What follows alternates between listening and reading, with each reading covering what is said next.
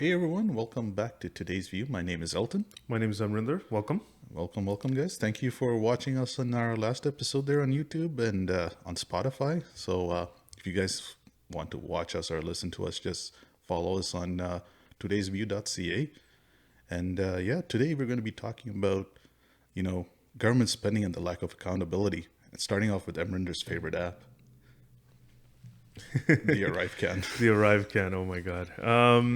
Yeah, I do have it installed on my phone. Do you have it on your phone? No, Okay. I never You installed. haven't I tra- haven't traveled You haven't in traveled. 3 years, So you haven't left except the for board. maybe locally to Quebec or Manitoulin Okay. Island. So I had to use it because in August I was in Buffalo for a family event. So I was there around August 1st, and I used the app. So I'll share my experience a little bit with the app. So it took me once I downloaded the app, it took me 15 to 20 minutes to pretty much input all my details and my family's details. So I can do pretty much my family members in it. Okay. Right, 4 or 5 family members I can do in it. So not everybody has to do it in the family. It's just one person can do it. So it took me 15 to 20 minutes, and I'm pretty tech savvy. So Right. I had all the PDFs ready on my Google Drive and everything, and I'm pretty tech savvy. So I did it in 15, 20 minutes. I can see a person who's not very tech savvy to take longer. Or a person, well, if they don't have a smartphone, they're out of luck. But that's something we'll talk about in a bit. So the whole point of the Arrive Can app was basically to let the people or the border and the government know that you are vaccinated and you're not feeling symptoms of COVID-19, right? Yeah. And if you are feeling symptoms, then maybe they can quarantine or something. So, once I filled in the application, the other challenge I had is I decided inputted that I'm going to cross the Rainbow Bridge, right, which is the main Niagara Falls bridge for private vehicles, private passenger vehicles. So I inputted that, but because of traffic, I ended up going to the other bridge, Peace Bridge, and I didn't find an option while I was waiting in line there. I didn't find an option to edit that. So I'm like, okay, I'll leave it. If they ask me, I'll let them know. Here's the situation. So, and then it being the long weekend. We came back on Monday, the long weekend. There was traffic. So there was long lines. Like the normal type of traffic crossing the land border? It was a little bit more than usual. And it took us almost for an hour, 45 minutes to an hour to cross. It took a long time. And they didn't ask me for the app or whether I filled it out. But I did see another person being asked, and then they had to present their phone to the agent. So that was my experience. And then the other thing, a few days later, so my wife and I were vaccinated, double boosted. But then obviously my 9-year-old daughter and my kids, 2 other kids, they're not vaccinated. They're all under 12. So I received a call a few days later asking about my daughter and if she's vaccinated or not. So then I said no. The lady said that, okay, because you're vaccinated and she doesn't have to quarantine. So I'm like, okay, that was a useless call. So I don't know why that call was necessary, but just to kind of give you an idea of what the whole background was. So that was my experience on using the Arrive Can app. Okay, so yeah, they started this all because of COVID and whatnot, and I really didn't see a point of it. Not because I'm anti-vaccine or whatnot, but how is this any different from if the border guard was to ask you the same questions, right? So I get that. If they were to ask these questions, let's say there were 10 to 14 questions saying, do you have any coughs? Do you have any fever? Have you traveled here? Have you traveled there? If they ask you that question right at the booth, it might take a little bit longer, right? And there might be a little back and forth. You're wearing a mask. You can't, regardless, you do have to talk. They still ask you a few questions. But I'm thinking it might cause a little bit extra time. But you're right. Like, do we really need the app? Could we not have? I mean, we already had the vaccination certificate through the QR code. Why can we not show that as an example? So I understand it might reduce the traffic a little bit, 100%. But was it needed overall? So what are some of the benefits of the app? I think the app was needed at the beginning, 100%. We wanted to see who's coming in. We wanted to control it a little bit. But at the same time, as of right now, I think we need to get rid of it. And Well, yeah, and I know it's been on the news recently. There were talks that it might be optional. yeah, so what's happening is at the end of this month, that's when the restrictions expire, and the government wants they can still extend it like they have in the past. So, but the rumor is they might, Trudeau, please do it. They might they might not renew it, and they might just scrap this, and I think it's needed. I think at this point they've seen a lot of people crossing, and I bet you even the CBSA officers are pretty much tired of dealing with people who don't want to present or who don't want to deal with it. I know there have been videos of people, bypassing this or just saying like, I don't have to present you my Medical history or whatnot. Yeah. And it's kind of silly because if you're going to show your passport, what's the big difference, right? Exactly, Like, yeah. But I understand people are like, some people on the right will be my rights, you're invading my rights. But at the same time, I understand why it was needed at the beginning. Do we need it now? No, we could have scrapped it as soon as we stopped the masks mandates. We stopped asking people to wear masks in public and stuff. Yeah. That's when it should have been dropped. It should have been dropped a month ago, not now. and when I came to Canada in 2003, I remember the SARS outbreak, and that was a crazy thing back then, but not as crazy as COVID. And I know the airports at the time, especially here in Pearson Airport in Toronto, they did have machines that would monitor your temperature. So it was like a thermal camera. Okay. So when you're walking through, they will they'll notice your temperature, body heat. Yep. And if something was abnormal, they would pull you into the second queue and ask you questions. And I know COVID is a little bit different where it's not a temperature change, it's like, cough and whatnot. But at the same time, they could have had CBSA agents trained on it and ask you certain questions. Because, again, all this app did from the sounds of it was you pre-filled it, put your documentation and sent it. It sounds like this app could have done a different option where instead of talking about COVID, we could have done this at the airports where we're like, okay, instead of going and touching screens at the airport where you're pre-filling stuff. I agree. It makes sense, especially when people are coming from, by flight, especially. This is more like at the airports. So there's a few options. The old method used to be you fill out a paper declaring this is how much, customs and all that, right? And then you still go through some of these kiosks and you're touching these screens, which is, especially when you're dealing with COVID or other, you shouldn't be. It's not like they're cleaning it, wiping it every time somebody touches it. Yeah. So there's that. So 100% in those situations, yes, I think it might be beneficial to fill out an app, but an option should be there. Hey, I want to fill out the app. I feel comfortable. And I do everything through the app, and I get a QR code. I can show that to the officer when I get to immigration, sure. But other people who don't have smartphones, who they can go manually, who have privacy concerns, I completely understand. Then they can certainly do the manual way of doing it on paper. That's where you can speed up the airport lines. I agree with that. I know the airports right now, they have kiosks, and then you just kind of show the paper to the end at the end of the lineup to the CBSA officer. But yeah, so I feel like instead of doing this ArriveCan app just for COVID, they could have obviously done it for this. Agreed. And that could have made it even better with the lineups. I know with the kiosk, they need to take a picture of you when you arrive. So I think even the phone can do that as well, right? That. There's the technologies there. We can certainly do it. And then at the end, you can be presented with a QR code, and you show the QR code. The officer can scan the QR code and then get all the information. I feel like these kiosks, you're spending so much money on that. It is. You could probably use your phone, and it's like, hey, why not use people's phones? Agreed. And some of these kiosks are either down or there's a huge backlog line. Exactly. People wanting to go through these kiosks. The other thing I want to talk about is how using the app, and if you did it perfectly, you follow the instructions, you did it perfectly, there was a glitch in the app and also through an update or something, which caused a lot of people who were vaccinated or not, being asked to quarantine. Which was I remember which is not that. Right. So imagine if you were fully vaccinated, double boosted or more, you filled the app, you did everything, and then you come back and you're being asked to quarantine for 14 days or 10 days, wherever the case may be.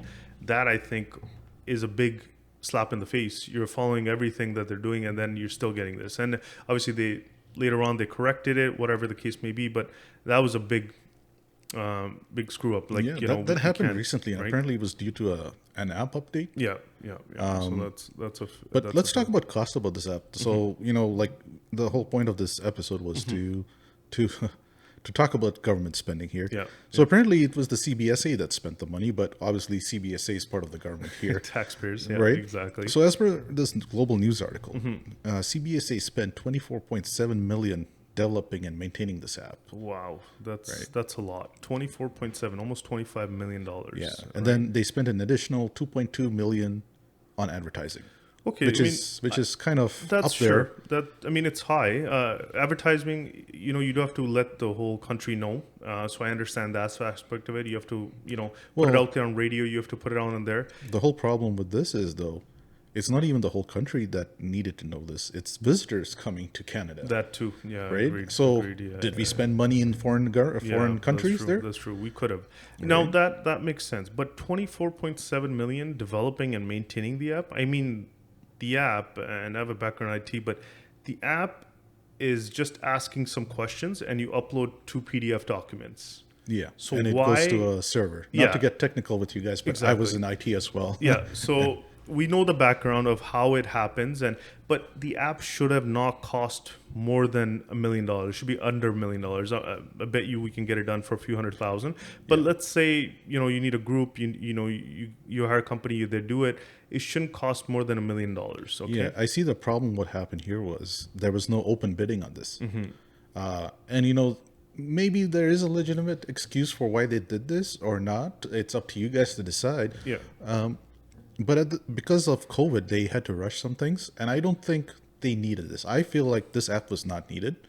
So they went through a no bidding process and went with a few companies that they already had contracts with. And, obviously with no bidding, you're not getting the best bang for your buck. And you're Agreed. just going with some company. And let's say there was an urgency. Let's say they need to get it out there. The challenge here I see is the cost is really high. So I think there should be somebody auditing, somebody checking why that much was spent, and maintaining it should be no more than a few $100,000. Right, yeah, because like, it shouldn't cost like there's only that two. much. There's only two type of smartphones, right? And it's basically Apple, iOS, and Androids. It doesn't take, I don't know, that much millions to maintain this app, especially when all you're doing is communicating with the server and just uploading stuff, right? Yeah. So that's something crazy there. So the other thing I want to talk about, I mean, the cost was high, 100%. We need to look into that. We need to ask questions, and these are important because this is taxpayers' money. That's $25 million. Let's say we could have saved, which wasn't needed to, as you said, spend. We didn't need to spend it, but at the same time, could have been reduced quite a lot, right? So, and the question is, what about people with no smartphones or like elderly Exactly, people that are not exactly. using the? So there should be. I understand, like not everybody has a phone. So like Yeah, or not everyone carries a smartphone. Exactly. Obviously, now everybody folks. does. Yeah, Obviously, but you can't force the somebody elderly to. people. Let's say yeah. if my dad uses an old flip phone, you can't be like, hey, now Yeah. you're crossing the border. You have to get somebody to bring a phone or something. So I think the way they should have done it. Right now, it seemed like everybody had to do it. They should have said, you know what. If you don't have a smartphone or something, there's let's say 7 stations open when you're crossing the border. Let's say by land. I'm just giving an example. There should be 1 or 2 booths where you can say one booth at least. You can say, hey, if you don't have ArriveCAN or if you need help, come to this booth, and you should be able to get that. Yeah, right? and that's the whole point. I feel like was this app really needed because you can do it in person Yeah. with the CBSA Yeah. officer because the CBSA already asks you questions. Ask questions exactly. Yeah. Right, So and what's an extra? You're right. What's an extra 30 seconds to a minute or a minute and a half, 2 minutes maybe extra? It was because wouldn't have obviously CBSA wouldn't be like, oh, "Are you coughing? Do you Yeah, feel this? Have you exactly, been exactly, with?" yeah. Like, hey, are you feeling well? Yeah, exactly. Yeah, Now, people will say, well, maybe they lied to CBSA officer. exactly. But the people can lie on the app too, Exactly. right? Exactly. Yeah. So Agreed, what's there in the app that can stop a person from either lying or Yeah. whatnot? I just feel like there was no worth to this. Yeah. 24, 20, let's say close to 30 million. Let's just say 30 million was spent on this app. Yeah. And ongoing maintenance, so it's probably close. It is going to be, because this article is from a few months ago, so it's probably going to be like close to 30 million at the end. And right? here's So my more, issue right? now, right?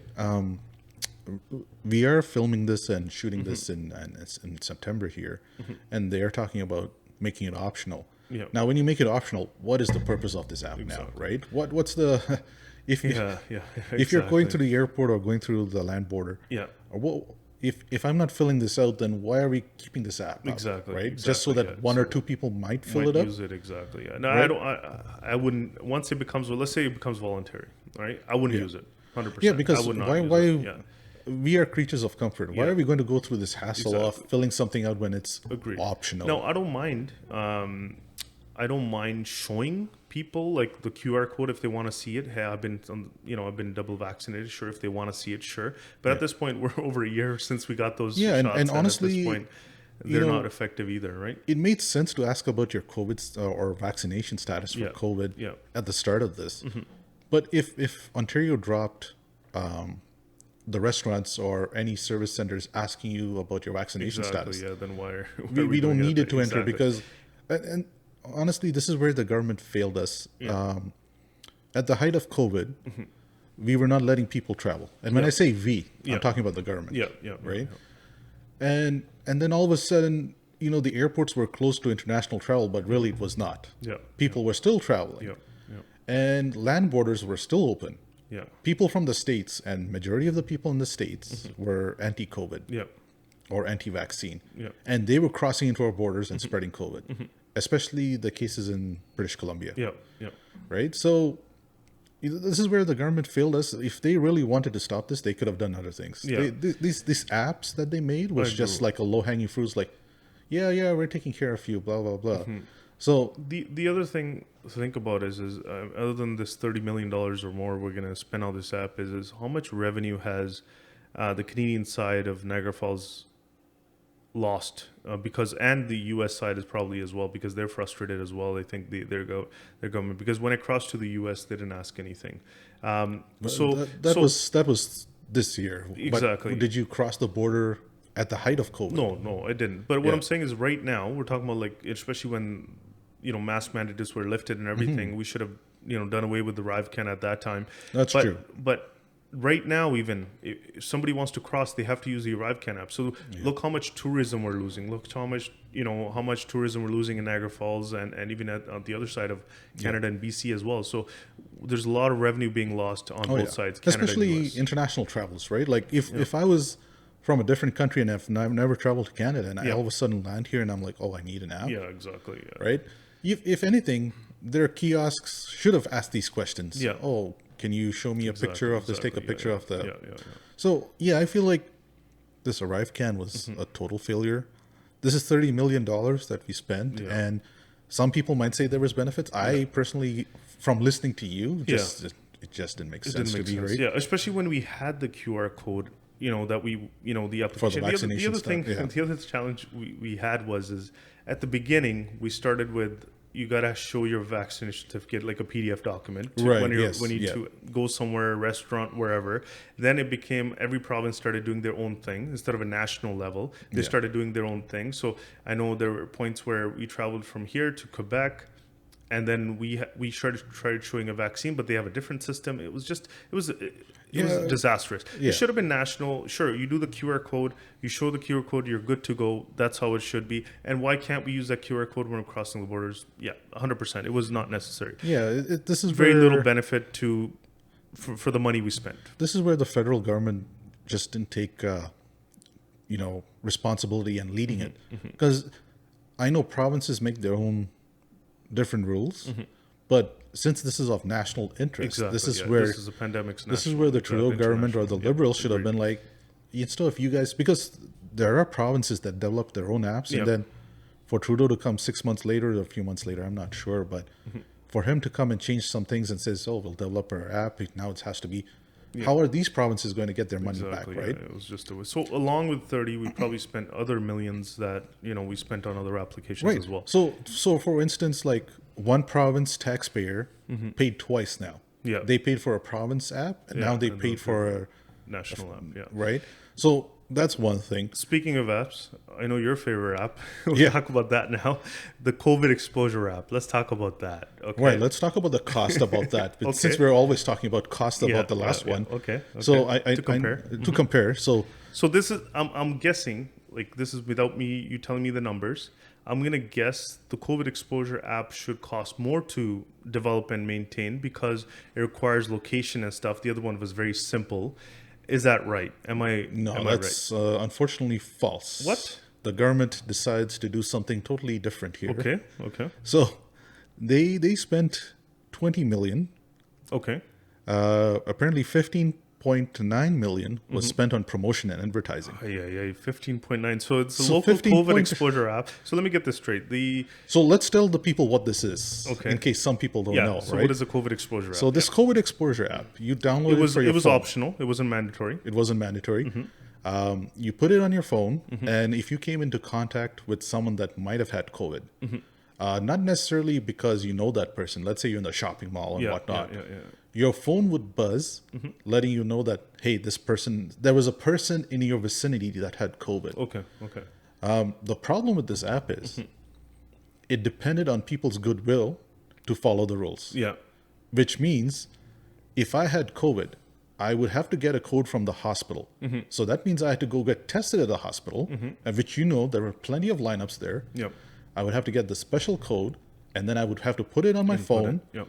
and then the phone would notify, I don't know Other what. people. So you had the app. I had the app. Yeah. Did you get even one alert? No, and I'll tell you. I did not either. I'll tell you why I feel like this one failed. Yeah. So let's talk about the cost. Sorry, going back to the cost. So Yeah. you're saying 20 million overall to the app cost that much. 15.9 million was spent on promotion and advertising versus 2 point something million on the other app, which was internationally needed. This one was pretty much And nationally apparently, needed. they spent 3.5 million developing this app and maintaining it. Wow. Now we got another this numbers from CBC article, Yeah. right? And the previous article for the ArriveCan, we got that from the Global News article here. So I feel like the way these apps were developed shouldn't have costed this Yeah, much. it shouldn't. Right. A few 100,000, sure, million, around there. Nothing Because more than that. Yeah, No, so 100%. this COVID exposure app is a little bit more intensive in the type of software it needs to use. because of location data and all of that. Location and then, data, and inputting then other letting stuff. other phones know, because Exactly. obviously you got to communicate. Yeah.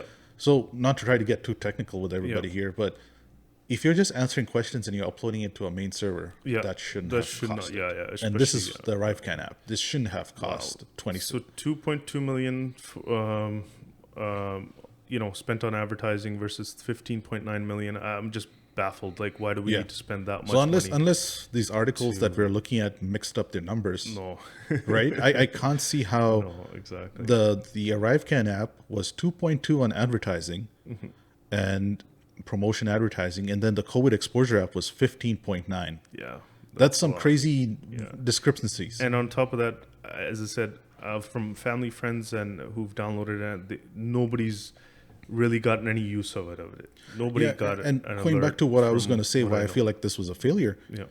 I work in the healthcare industry, right? And I've worked with people that do come into contact with patients that are COVID. Some of these people did get COVID from these patients. And I've been in contact with these guys. Yeah. And you got no alert. And I didn't get no alert. So that's what I mean. Another waste of taxpayers' money, development. That's a disaster. And I know this was more like an optional thing. This is like for the ease of mind for people. Yeah. But I don't think it was needed. No, it wasn't needed. This completely, like, it wouldn't have helped anybody. As I said, question, did it even work? As I said, I never got an alert. You never got an alert. My family, friends who've downloaded it never got an alert. So I think it was just a complete money waste at all. The numbers that was provided in the article didn't show much of the exposure alerts. Yeah. Right, we are a land of millions, and it was actually in the tens of thousands that the alerts went out. Exactly. And the question is, were those even accurate? That's another thing. So, another waste of money. Because for this to work, we have our own home test that we can Yep. get, right? Yep. And then the hospital has their test. Yep. For this to work, you need to be tested at the hospital. Hospital, yeah. And hospital lineups were crazy. Exactly. Where they were telling people not to go to the hospital, use the kit. So it Well, was yeah, pointless. and Pointless. at some points where the hospitals were so backlogged, they said, "Hey, if you feel this, then just quarantine. Yeah, exactly. Don't bother testing." Don't bother coming in because Yeah. you're getting other people sick. You're coming in more contact. Let's say Right. you were negative. You go there, you can end up becoming Well, positive. some of right? these tests, or from the hospitals I've seen here in Mississauga, was more like a drive-through test, Yeah, that made sense. right? And Yeah. but the point is, for this app to have worked, we needed a test. Whereas, how about if we just put in the app here? Oh, hey, I got tested for COVID, Yeah, or I feel positive. yeah. Right? Why go through this nonsense of, oh, here's a special code, enter this, blah blah blah. Oh my God. Right? Again, So which required more development, which required more money, and that's where we're wasting money on things. Like I mean, this. I'll give credit to the government. Yes, maybe they did this to ease the mind of people. Yeah, But by looking at these numbers, like let's calculate now. Both these numbers, we're close to 30 million for the ArriveCan. and 20 million for this. This is 50 million. We 50 could have million. used for ourselves to reduce the deficit Exactly. in our government. Exactly. Yeah, yeah. Because as Trudeau say, it will balance the budget by Yeah, itself. yeah. The complete bullshit there, right? So, again, these two apps, I for the life of me can't see Yeah. how it would be beneficial to Yeah, all of us yeah, here. Yeah. Agreed. Maybe the ArriveCan and like we were saying, the ArriveCan could be morphed into something else now. Yeah, you can, and as I said, when you're coming international travels coming to the 3 airports, it makes sense. But anything else, no. Yeah. And even then, it requires. As I said, there should always be an option for paper. There should always be an option for people who don't have smartphones, and there should always be, people have privacy concerns, and they have the right to be. Everything can be hacked, even the servers, government servers, everything. Yeah. CRA, everything, everybody can get hacked. So if somebody does have a privacy concern, they want to fill it on paper, that option should be there, 100%. Yeah. Again, 50 million. Yeah, I know. Jeez Louise. Yeah, so if ArriveCan can be morphed into Yeah. an app for CBSA, that'd Yeah. be great. Whereas you check in how long you're going to stay there for, blah Yeah. blah blah. Exactly. And customs and stuff. Sure, why not? At Yeah, that custom point, do that custom makes sense. stuff Exactly. instead Yeah, of yeah. like all this medical nonsense, Agreed. right? Agreed. Yeah. Yeah, so sticking to the theme of spending money and creating useless stuff, let's talk about everyone's favorite now, Phoenix system. Oh my God, Phoenix Peak system. Yeah, the Phoenix Pay system, which is going to be scrapped soon, but not only scrapped, it's going to be replaced after a short 10, 12 years. Wow. Short, eh?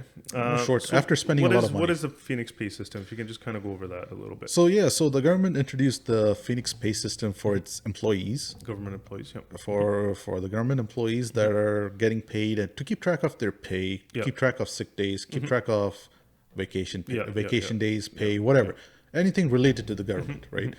And obviously, if you're listening from outside of Canada, Yeah.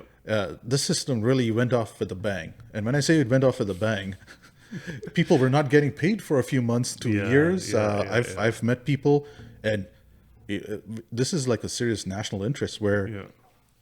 the people that were affected were also CBSA officers. So CBSA are patrol, Yeah. border patrol, Yeah, right? yeah, I've known a few people that haven't been paid in a year. Wow. I mean, Right. how do you even survive at that point? Yeah. Like, I mean, some are paycheck to paycheck, and you're not paying somebody for a year, and again, a government employee. That is bizarre. Yeah, and we've seen some articles where, like you said, people are living paycheck to paycheck. There was this one video I saw quite a while ago. Basically, a student who's doing like internship, Yep. right? He's doing the internship on the premise of getting paid so that he can pay for his class. He wasn't getting paid, unable to pay rent. He can't attend that job, Oh my God. Yeah. and he had to find another job. But he needed this job to graduate. Oh my God. Yeah. Right? So that's And- a disaster. And then again, a lot of people probably dealt with the tenant issues and everything like that. If they have to pay rent or mortgage, imagine how you. And now that person probably turned around and sued the government, and here we're losing more taxpayers' money. So overall, the systems, they say Phoenix Pay system could have cost a total of $2.6 billion. dollars. And they're saying now it started back in like 2010, right? As per the article. And now they're going to CBC article they're going to here. scrap it and they're going to replace it with another program. Great. And there goes more money. The question is, why can't, I mean, there are other systems, so like ADP and other systems, why can't they just use that? Like, why do we need to spend that much money? So again, an audit, I think, is needed. Learn from this, make sure this same kind of mistake doesn't happen again. Yeah, I mean, my question here is, was there a need for another pay system? Yeah, that's the right? question. If it works, why change it, right? Exactly. Like, you know, So maybe they had an archaic system. Maybe it was too slow or whatever the case might be. But 2.6 billion for government employees. Yeah. I'm pretty sure they don't have a lot of employees for them to spend 2.6 billion, right? And it's not like they're all related. It's separate departments, right? Shouldn't it have been better? Like, oh, the main office will limit your department to this budget. Use it wisely. Even each of them have their own. I mean, overall, there are a lot of government employees, and I think they're trying to make a system that kind of work in all platforms. And I think this was a big failure. But you know, we're talking about, like, you know, probably hundreds of thousands of employees here nationally, right? So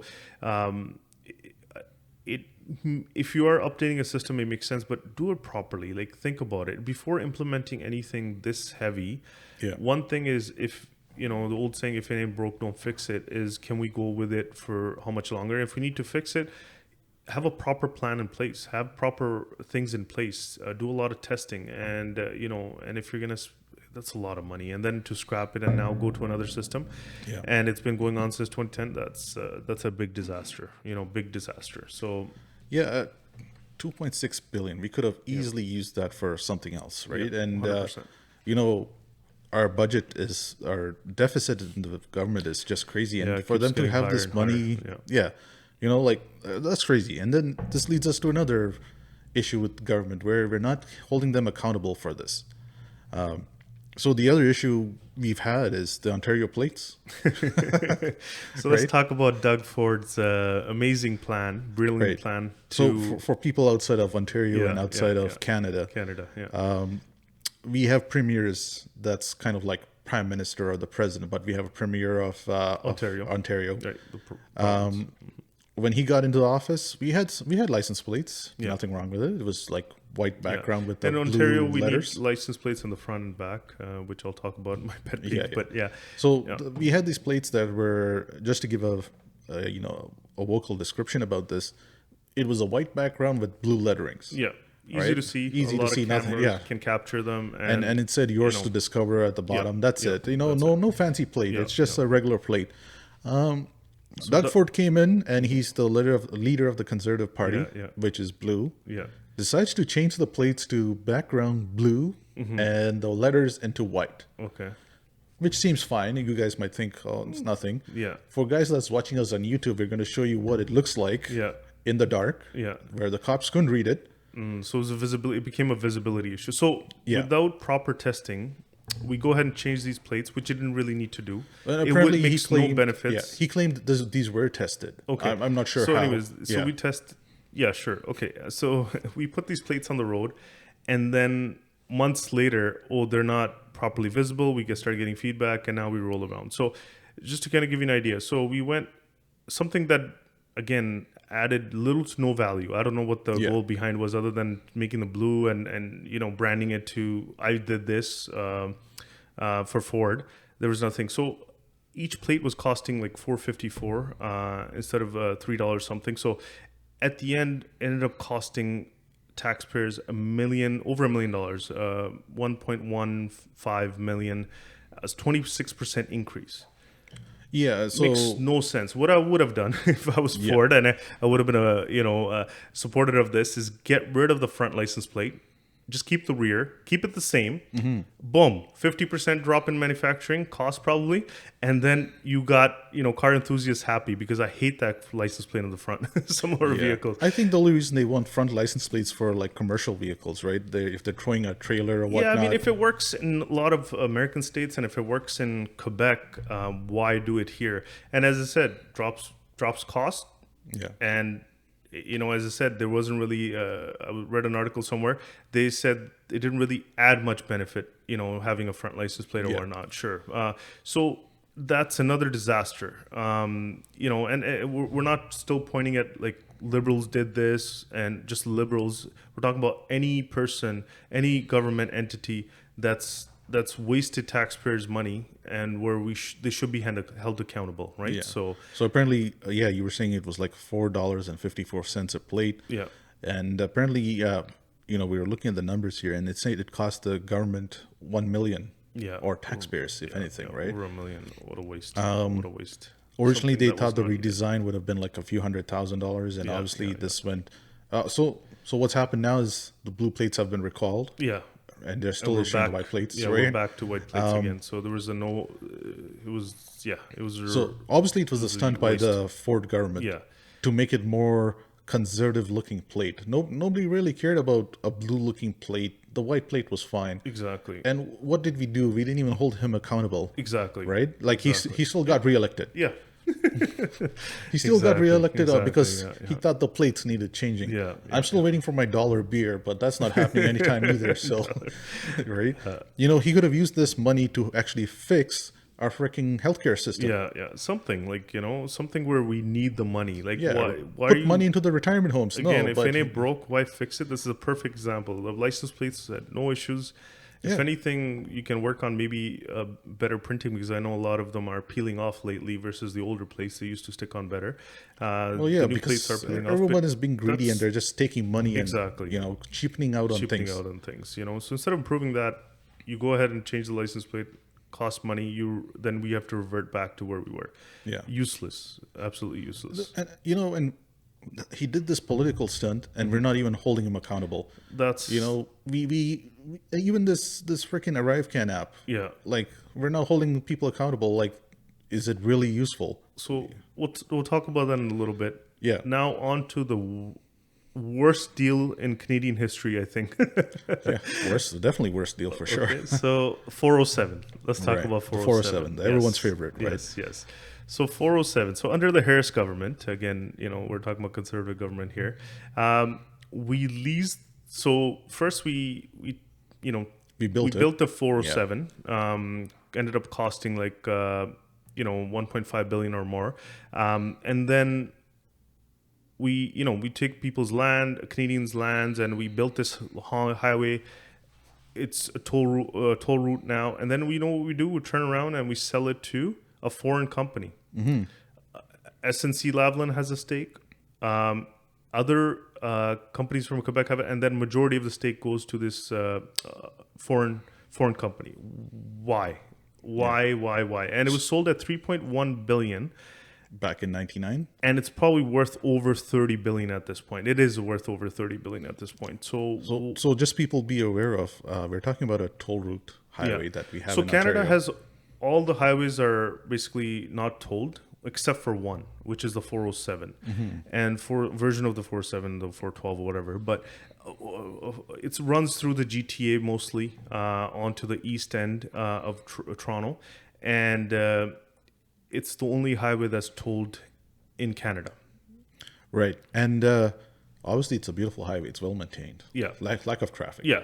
They built that highway with the vision of the future where there'll be a lot of traffic. Yeah. Right? It's like 5-6 lane No, highway. well built. Yeah. Well run, no doubt about it. Way better than the 401. 401 we're down to like 3 to 4 lanes. Yep. Express and whatnot collectors. Yeah, in certain parts. Yeah. And yeah, 407, honestly, I don't know. I was not in this country at that time. Yeah. I came here in 2003, Yeah. but from listening to this, I don't know why we sold it. Yeah, it was I mean, it was a disaster. 99-year lease. So until 2098, hopefully the world will be around by then. Yeah.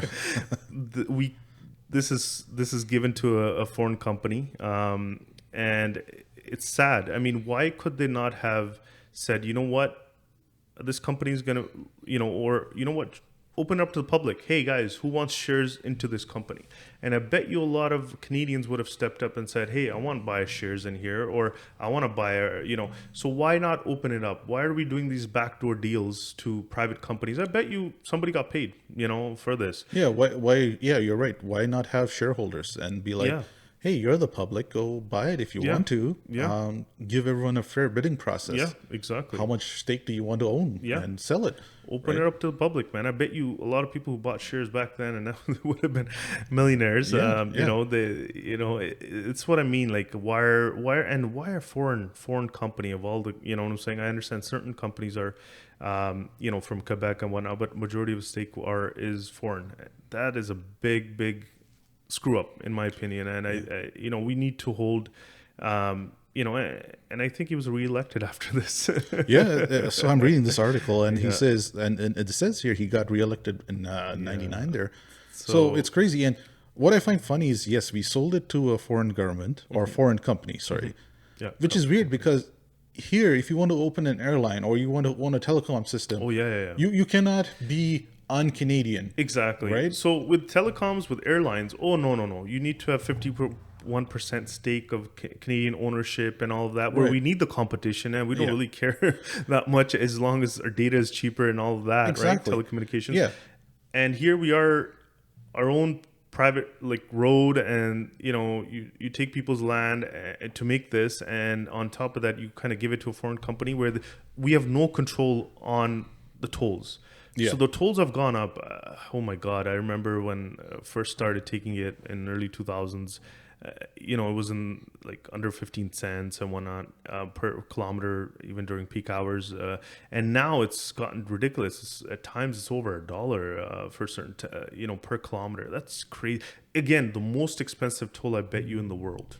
Yeah. Why are we paying this many? And this leads up to another issue where, that's why the 413 is coming talk about, right? 413 or 419? 413. 413. So new highway they're proposing. Yeah. I bet you if this was still owned by us, we wouldn't need 413. Yes and no. Yes, meaning the money we're spending on it, all these taxpayers, is going out of the country. That's one problem. That's one problem. That's one problem. Second is, I think infrastructure-wise, we're not. I mean, versus some of the other countries, I think we're a little bit behind. We definitely need a 413, I think, many years ago, but it's still being debated. Some people say, it's going to save whatever, 5-10 minutes or so. No. I mean, you go to the 401 right now around Milton, in Ontario, and you'll notice how much backlog it creates. By opening the extra lanes, it makes a huge difference.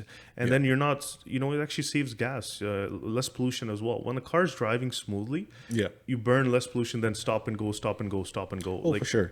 But I feel like because the 407 is tolled, not a lot of people are taking it, and we're stuck on the 401. That's why. I feel like if the 407 was open, we probably would not need the 413. We need the data to see how much traffic is being used. We'll talk about 413 on a separate video, but I think it's needed because it'll cut through, different variations, and I think more highways we have, the better. It'll cause less traffic. Yeah. I think the problem was, if you were to open up 407, all the people from 401 take the 407, now 407 backlog. I already see a huge difference from when I first started taking it to now. I already see now is starting to cause a little bit of slowness at certain times, where you're paying for it and you're still sometimes going through a little bit of traffic. So it's making a difference already. So that's another big cost again on taxpayers, and our money is going outside the country. Whereas we could have all benefited from it, right? Had it been it's local funny, show. and not only is it going to, the foreign company. There's another company that was involved with this, right? So apparently SNC Lavalin had a 10% stake, they sold a 10% stake very recently. They sold it for $3.25 billion. So that's why the valuation is right now, the highway is worth more than $30 billion. So the government sold it for $3.1 billion. SNC Lavalin sold 10% in 2019. In 2019, in 2019 they sold 10% of their stake for 3.25, which is the whole, and they still retain a stake. Yeah, they still have I think 6% or so, right? Yeah, so SNC Lavalin still owns the stake. Now here's the thing: SNC sold it to another company, or they sold it to a pension plan, Omers. Omers is a pretty big thing here. Yeah. They are a pension plan for teachers, police officers, basically a lot of people. Yeah. They even own the Rogers thing. Yeah. So Yeah. I don't know about that one. That's another topic, I think. So Omers has some issues I have with them as well. Yeah. So that's crazy that when SNC sold their stake, they didn't even bother to say, hey, do people, the public, want to buy this off us? Agreed. Backdoor deals being made. I 100% agree. There should be an option, especially when we're talking about a government-owned asset. Exactly. It should be... The taxpayers spent money on this. Exactly. And we were left out of this deal. And we're not benefit. Yeah. So we used they used, and again, I think it was very smart of them, use the government to build it so they can take the land and, all that. And then at the end, sell it to your sweetheart company, and make money from it. It's so unethical. And again, we paid for it and we're not benefiting for it. You know. And this is what sucks, that people don't trust the government. We are as taxpayers, we are paying for our stuff, and we're not even taking care of or getting a return off it. Yeah. What's our return at the 407? We are paying tolls now. Exactly. So on top of us building it, now we're paying to use our own product. Exactly. And then money's going out. Stuff. And money's going out of the country. Yeah. Speaking of SNC Lavalin. Yeah, SNC Lavalin, everyone's favorite company. Yeah. Here. It was in the news recently, was it not? It was in 2018. This is where, again, for people outside of Canada, it might be news for you here. SNC Lavalin was involved in a scandal. So it's a Quebec-based company. It's a Quebec-based company that does some engineering work. Construction, engineering, all around the world. Right. Yeah. They were in the news because they were going to go into court for bribing the Libyan government from 2001 to 2011, right? And they had so much money, they decided to spend 48 million in bribes to the Libyan government. Wow. Now, if people don't know, at that time, the Libyan government was run by Muammar Gaddafi. The guy was pretty crazy. He's dead now. Yeah. Right? He abused his people and whatnot. And this is the type of company that went and bribed a foreign government so they can get contracts, because clearly that company doesn't know how to do business. So back in 2018, they were investigating, right? They were being investigated, and Justin Trudeau's government was pressuring the prosecutor, Jody Wilson-Raybould, to drop those charges or try to interfere and make sure they don't get prosecuted. Because if this company was prosecuted and found guilty, they couldn't get government contracts after. Yeah. Right? Now, and that's how it should be. If you're doing this unethical behavior, you should not be, you should be punished. You should not be given any government contracts going forward. Yeah, if you have 48 million to throw at Muammar Gaddafi already had money. Yeah. He plundered his people. Yeah. You had 48 million to throw around, and then for you to say, I need this money for our people, keep our employees working. So the thing was, this was done for the Quebec votes, because this company is mostly based in Quebec, right? Yep. They only have 9,000 employees. So why does SNC Lavalin, So this is where some companies get special treatment. Where, because they're affiliated with certain parties. And in this case, it was the Liberal Party and, Justin Trudeau's affiliation here. And, whereas small businesses, yes, they're smaller employees, but they make up a lot more. This is what I'm like. Certain companies get like 0% loans. And small businesses don't get any support. And they make up pretty much, if altogether, they probably make up more votes than these other bigger companies like Bombardier, SNC Lavalin, all these companies. Bombardier is another issue too. Yeah. So we can, they get special treatment, they get special preference, they get nothing, they get a slap on the hand whenever they do something wrong. Yeah. Whereas small businesses, can screw up by $10, $20 here and there, and then Sierra comes after them, And I think this is where the bigger you are, the government is more scared of you, and they don't want to take steps there because they lose votes. They'll So in this case, clearly they were going for the Quebec votes. The Liberal Party had other intentions where they didn't want the Bloc Québécois or the Conservatives to have Quebec, and for 9,000 people, for 9,000 employees, exactly. That company can fail on my books. That company can fail. Exactly. I could care less for those. Like they say the company's too big to fail. There's always this saying, the company's too big to fail. I don't care. If you're not good with your books, you should fail. We shouldn't give you government loans. Because what do we get out of it? I give you a government loan, and as me as 0%, and me as a taxpayer, I don't get any benefit from this. Is SNC Lavalin going to build a house for me? Right? What were they going to do? So, if anything, they're going to profit from our tolls. They've been profit. So here's the thing. So it's funny. In 2018 was when all this bullshit was happening with Jody Wilson-Raybould, right? There was a lot of pressure happening. Blah blah blah. 2019 is when they sold their stake into the 407, and they made $3 billion off it. Exactly. They made $3 billion out of 10% stake on the 407. 3.25 billion. So how are these guys not able to pay off their 9,000 employees? Exactly. I don't get it. What are you doing with that $3 billion? And going back to it, so obviously Justin Trudeau is still our prime minister. Nothing happened to him. He's made his friend from high school his scapegoat. So Gerald Butts, who is his personal advisor, was forced to resign. That's it. He was resigned. Boom, so he's the scapegoat. Exactly. But he didn't go to jail. He didn't get anything. He just resigned. He lost his position in the government. But he's a consultant for the government. So I think accountability. We need to hold these politicians. At the end, they need to be held accountable. I think we need to audit things that they do, especially these apps, these software systems, whether it be SNC Lavalin, 407. We need to audit them. And then, there should be some type of disciplinary action, right? So if Doug Ford, as an example, I'll use that example, cost the taxpayers $1 million, there should be some type of committee he's got to go in front of, answer questions, and pay a fine based on his income. You know how in some countries, European countries, they ticket you based on your income. Based on your income, you should be forced to pay a fine. And then on top of that, your party should also be, if it's a party, issue here, then your party should also be, fined or disciplinary action should be taken.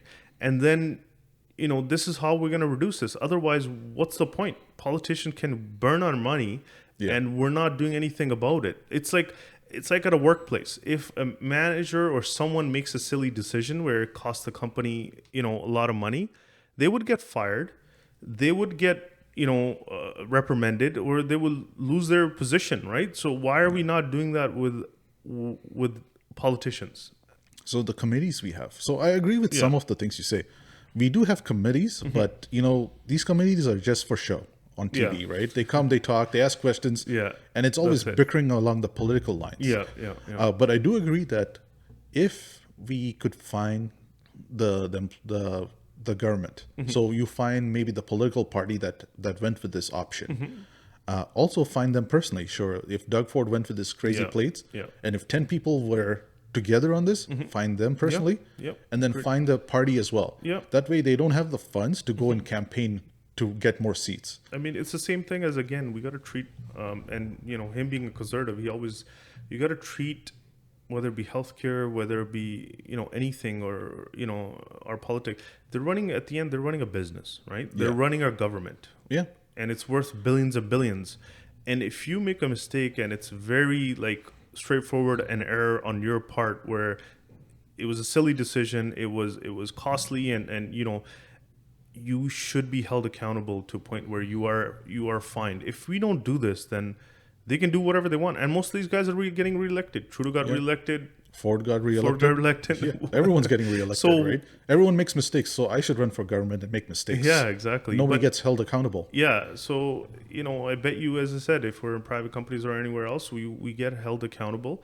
We lose those promotions. We get demoted. We get fined. And I think same thing should be happening here. And the way the fine should be, I feel, if you're personally getting fined, it should be based on your on your net worth or Yeah, how much you're making. income. Yeah, just like 100%. just like how European countries Yeah, are doing exactly. it. Yeah, If you get a speeding ticket, it shouldn't be like $40. It should be, oh, you make $100,000, so we'll get you exactly. $50,000 fine. Exactly. Yeah, yeah. It should hurt their That's pocket, right. right? But 100%. I think we need to do more. I think even these committees that happen sometimes they're usually with It's one just party or political. Yeah, it's another. political bickering. It's nothing. It should be that It should be the taxpayers, if anything. exactly Right? It should shouldn't be like how political. we do jury duty. I think we should do it where a committee gets formed if something goes wrong. Their taxpayers come in, and I think they should. Obviously we'll have a judge and everything like that. Yeah. And then they should decide the politician's fate. From there. Exactly. I think, If we shouldn't have any more of these political Yeah. parties. because they doing get this. nowhere. They're just Yeah. like, oh, They only ask questions along the party lines. Exactly. They don't do anything for us. And Yeah. I think, something that the public or taxpayers gets involved, 100%. I think would help.